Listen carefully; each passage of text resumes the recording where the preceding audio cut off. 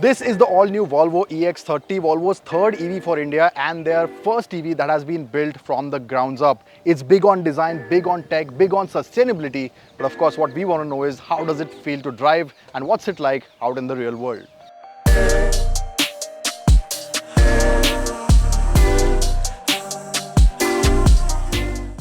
Based on the SEA2 platform owned by Volvo's parent company Geely, the EX30 is their first grounds-up EV.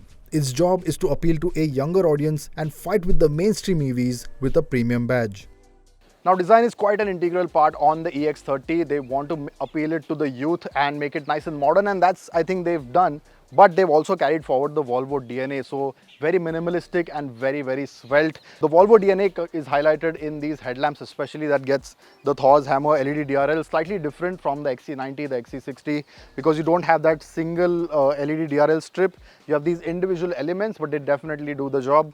Apart from that, it's all closed off in typical EV fashion. We need the best of aero, and speaking of aero, to help it cut through the air, you've got vents at the sides of the bumpers, and you've got some vents at the lower half as well, and that's about it. Very simple, very no nonsense. The bonnet has two sharp creases as well, so nothing fussy about it. And in terms of the width, it is not as wide as the XC40 or the C40. Slightly compact, but it's not like you'd notice.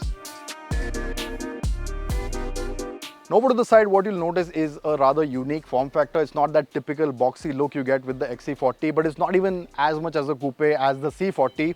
It's a slightly different design philosophy, and I think it would do very well because you've not really seen this on Volvos before. You've got the high rising shoulder line, especially towards the end. It gets a nice bit of kink as well. And with the dual tone, it just works. Then you have the wheels. Now these are 19-inch wheels. They actually look bigger in person. They look like 20s, but they are 19s in fact. And you have this nice dual tone finish to them as well. Adds a bit more character, a bit more sportiness. Ground clearance is not an issue either. We've driven it on some really bad roads and it's not touched yet, even with some occupants and luggage in the back. So that's quite a relief. When it comes to dimensions, length and wheelbase are not as long as the XC40 or the C40, so it's slightly compact in dimension. How that reflects on the inside is what we'll see in a bit, but overall from the side it definitely looks like a car that's premium, that's modern, and definitely that is quite unique.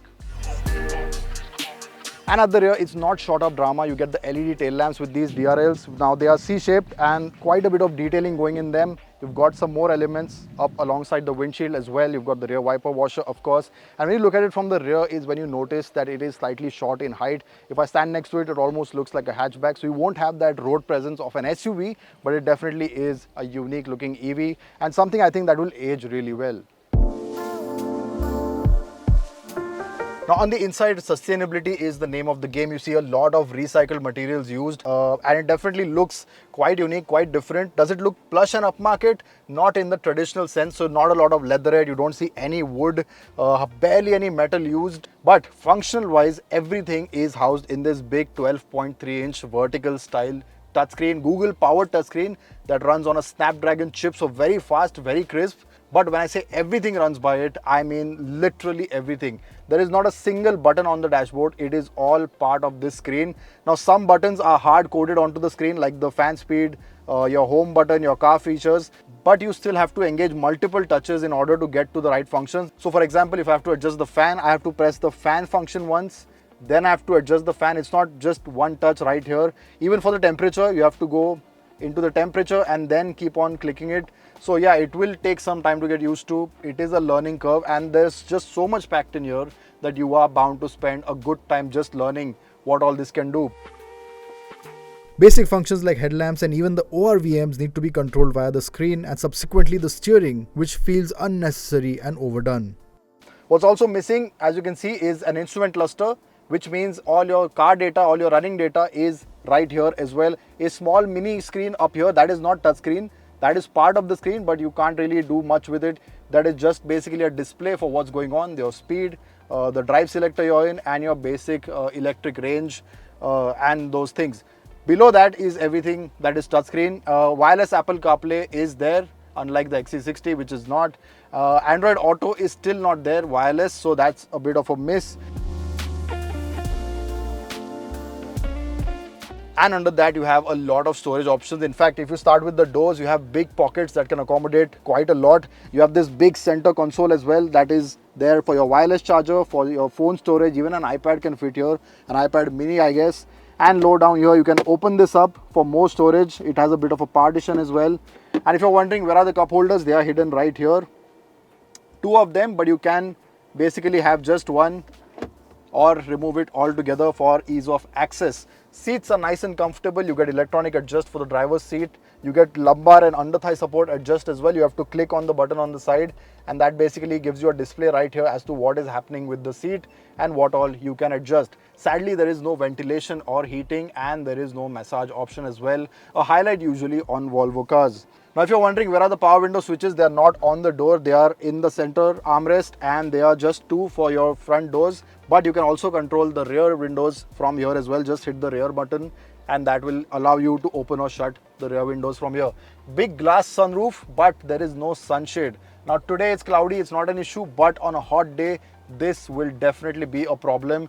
And given that the AC takes, their own settings to cool down, it is going to be an issue, especially in hotter climate zones. The other things you miss are speakers in the door pockets. If you look around, there are no speakers because you have one long sound bar here, Harman Kardon powered, and Volvo says that it has their individual tweeters and speakers inside it. It has a subwoofer behind the dashboard as well for added bass. How that works out, we'll find out in a bit, but it is quite weird to not have the sound coming from here because you're so used to it all the time. And apart from that, a quirky feature is this sensor right here, basically a drowsiness detector.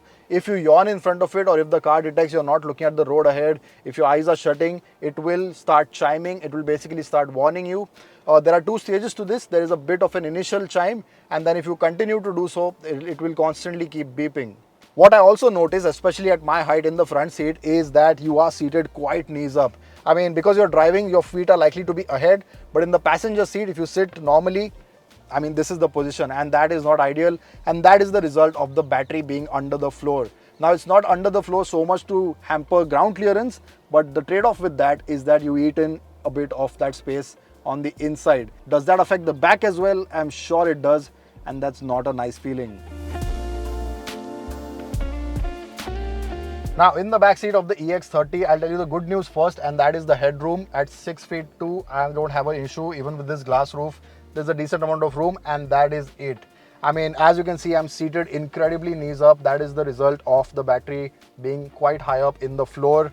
Knee room is not adequate. At my height, this seat had to be taken considerably ahead for me to have some space. If I sat in the front, I wouldn't be able to sit in the back with the same seating position. Even fitting 3 in the back is going to be quite tight because the width is just not there. You can fit 2 adults here. Oh yes, there is a flat floor for the center, but that doesn't mean you can fit a full-size adults. Kids in the back will be fine, but that's about it. You have power window switches in the center and surprisingly no AC vents. Now that on a hot day is gonna mean problem because it's just gonna make the whole car stuffy, and with this big glass roof that can easily allow the sun to come in, that is an issue. No sun blinds either, and you don't even have a center armrest. So comfort wise, not a lot in the back seat.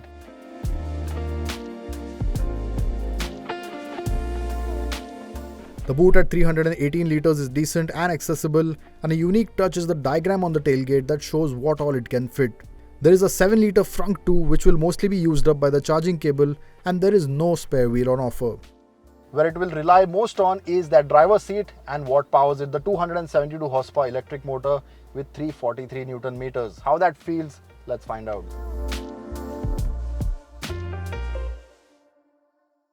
Globally, this EX30 is the extended range, as there is a small battery pack option as well that gets LFP cells. This one uses NMC cells that are energy dense and have longer life cycles. The battery is also liquid cooled and gets an 8-year warranty.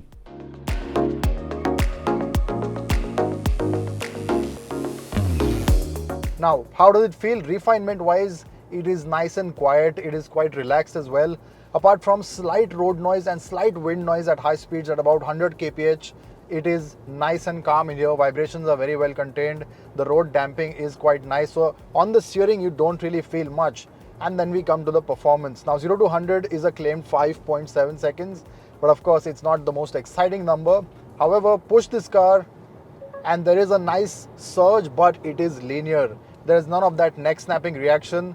So you don't go in the back of the seat every time you push the accelerator, and that makes it very easy to drive in day-to-day scenarios. Now, while that acceleration is nice and linear, you don't have any drive modes to help you gain a bit more in terms of response. It is set in its default setting and that is what you get. And the same goes for the regeneration as well. There is no selective regen on this car, so whatever recuperation happens during braking, you have that. And then you have something called one pedal driving, which is self-explanatory in traffic. Basically, you don't have to use too much of your right foot. It will detect the car in front and do the job on its own. However, selective regen would have made it a lot better. So naturally, you don't have paddle shifters either. So basically, all you can do from behind the driver's seat is control your right foot, especially on highways. There's not much to do. So it's not a fun and engaging car to drive. But yes, power delivery is nice and smooth.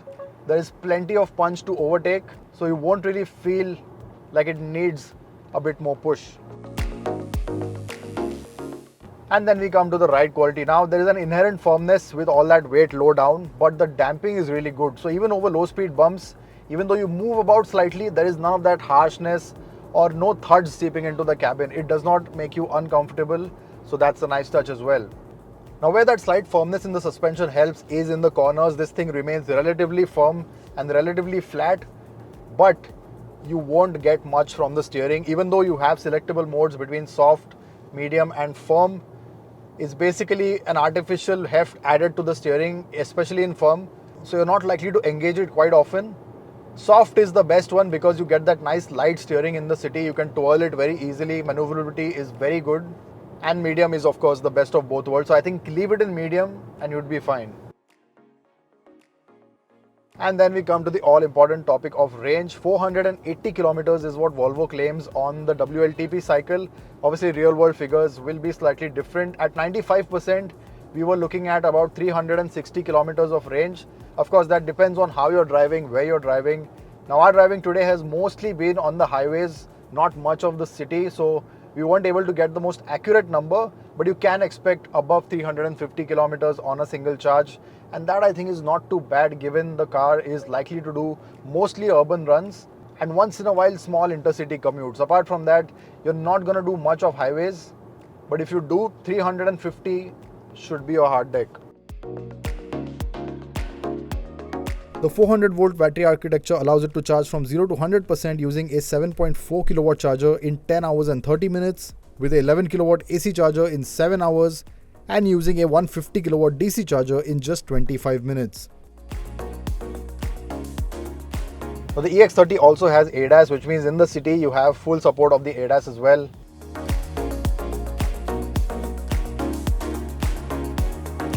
Automatic braking, lane keep assist, blind spot monitor, it's all there. And this EX30 also gets warning when you open the door and it detects someone coming from the road. Very helpful, especially in our erratic traffic conditions.